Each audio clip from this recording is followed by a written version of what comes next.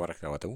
آج ہم بات کریں گے ایک امپورٹنٹ بات کا جو اکثر ہمارے معاشرے میں دیکھی نہیں جاتی، اس لیے اس کو ڈسکس بھی نہیں کیا جاتا، تو لہٰذا اس حوالے سے ہم ڈسکس کرنا چاہتے ہیں کہ گھر کے اندر جماعت کے ساتھ نماز پڑھنا۔ اگر کسی شخص کی نماز مسجد میں نکل گئی ہے تو وہ گھر والوں کے ساتھ بھی جماعت کے ساتھ نماز پڑھ سکتا ہے۔ اس میں طریقہ کار یہ ہوگا کہ مرد آگے کھڑے ہوں گے، اس کے پیچھے بچے اور اس کے پیچھے عورتیں۔ عورتوں کی صف میں مرد نہیں کھڑے ہوں گے، یا مردوں کی صف میں عورتیں نہیں کھڑی ہوں گی۔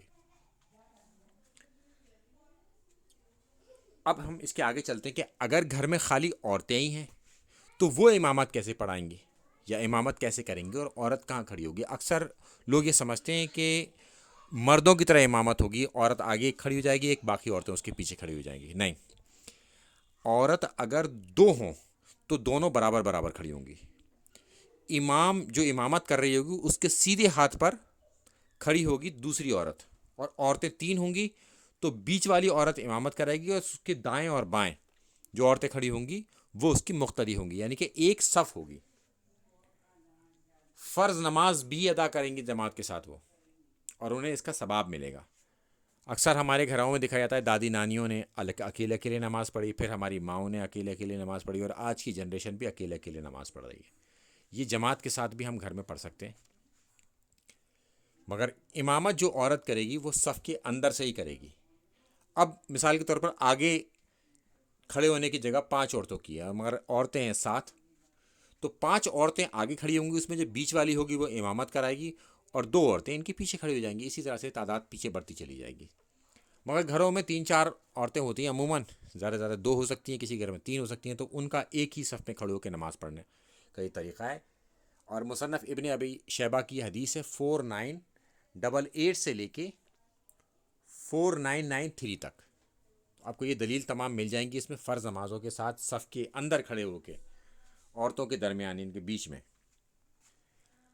دوسری آپ کو سنن الکبریٰ البہیقی سے بھی یہ حدیث مل جائے گی آپ کو کہ فرض نماز عورتوں کی امامت صف میں کھڑے ہو کر، یعنی کہ اسی صف میں سے۔